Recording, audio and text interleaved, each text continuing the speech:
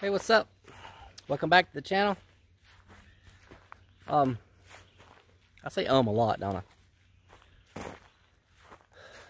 Don't really want to say it, but been down for about a week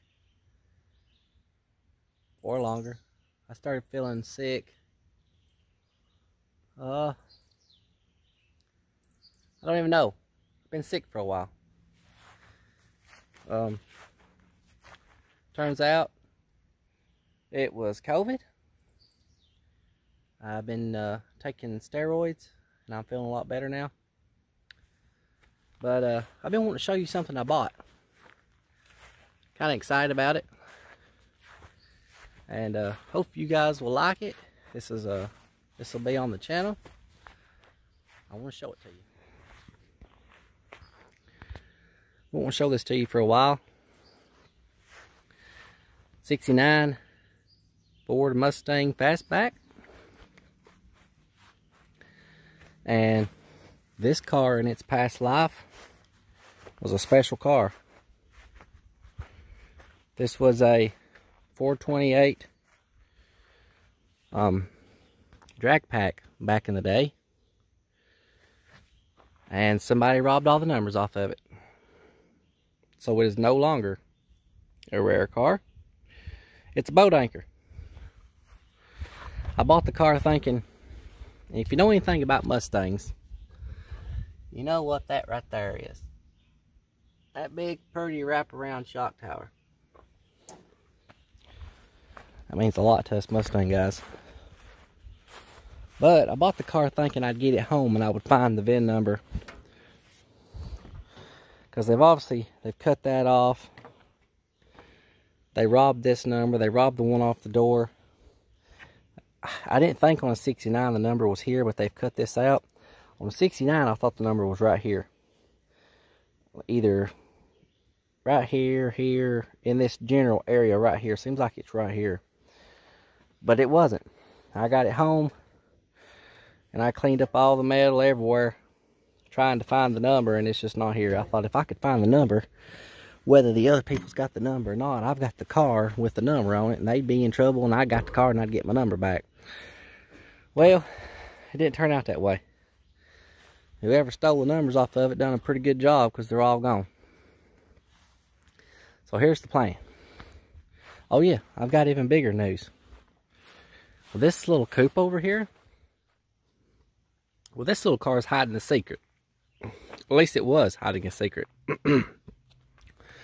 I haven't exactly figured out where they've put this car together at. You never know what somebody's done to a vehicle to get it back on the road in its past life. Sorry, I'm eating a popsicle. Right now, this is kind of the only thing that tastes normal. But anyway, so this is a 69 coupe.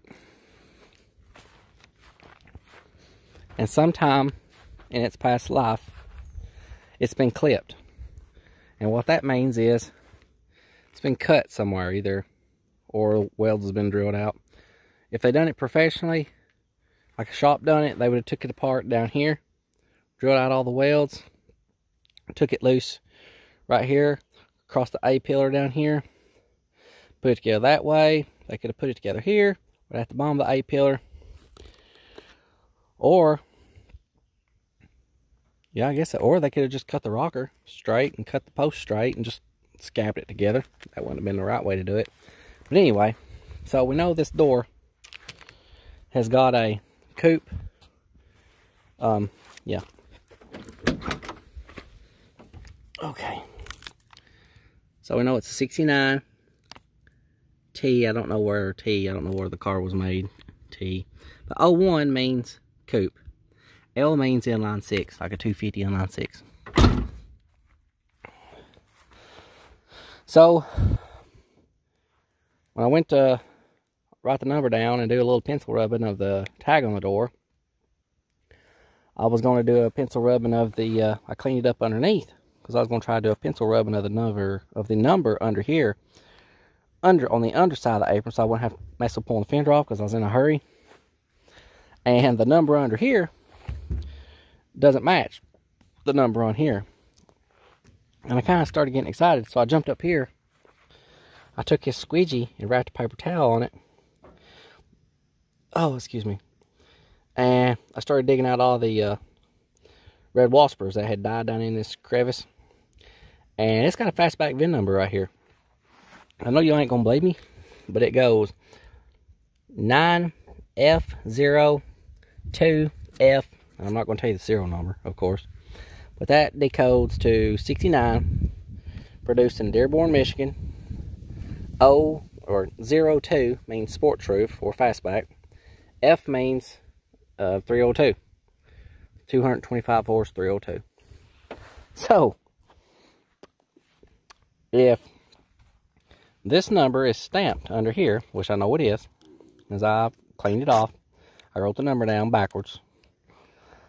Actually, I was looking at it backwards when I wrote it down. But this number matches this number. I haven't checked over there yet. But if all three of these numbers match, and they're all fastback, then this car has obviously been clipped somewhere in its past life.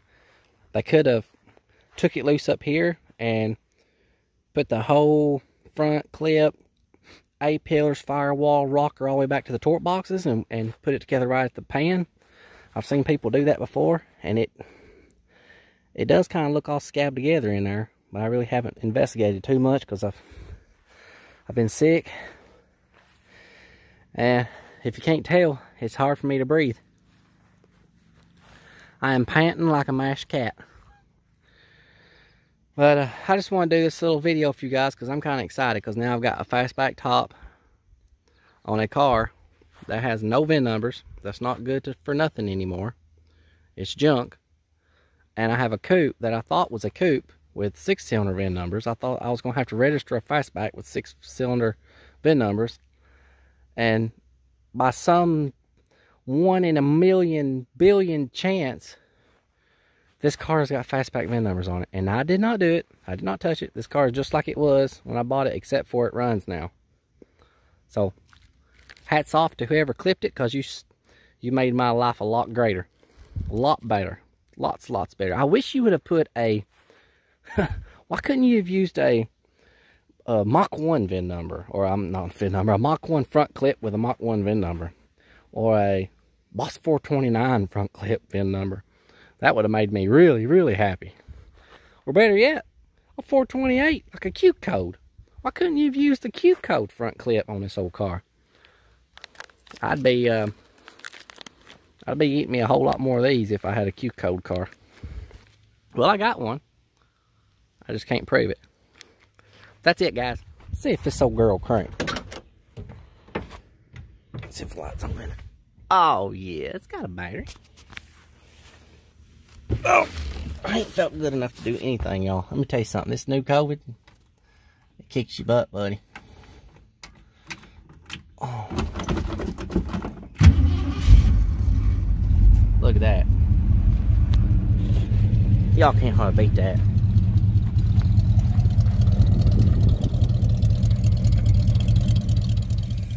Okay, so I was right about these heads. Speedway advertised these as roller, or Speedway advertised them as hydraulic flat tappet capable. They're not. If the part number would have been 203505 FT for flat tappet, it would have been okay. But this is 203505 with nothing behind it, no FT. So this is a roller setup. Therefore, the height is 1.75. The spring height, spring height is 1.75. Okay, so when you take this shim out, I talked to Flowtech, and they said both sets of heads, roller and hydraulic flat tappet, they all use the same springs. The only difference is the way they set them up. The roller gets set up to 1.75 spring height, and the flat tappet gets set up to 1.80. So by taking this shim out, and it's the same all the way across the board. We got a thick shim and a thin shim, so I guess they did their machining right. So you take this shim here out, and I ain't took this one out yet. So you got this little thin shim, so that one stays. I'll say You take the 30,000 shim out, and that's going to get your spring rate back to where you want it for your flat tappet cam. And that's going to get you to a 1.80 spring height, installed height. Supposedly, that's what Flowtech told me. So that's what we're doing. Going through here and redoing everything I've done. And Speedway has not offered to help me one bit. So this is just me. I figured this out on my own. No thanks to Speedway. Big thank you to Flowtech for helping me figure this out. Another thing, right now, the way they had the head set up, it had a seat, it was a closed pressure of 130, and when I take the shim out, it's going to be 120. And I mean, that's close. I mean, that's exactly what we're looking for. This Lenati cam, I think it's actually wanting like 123, so 120 should be fine. So we're good to go now.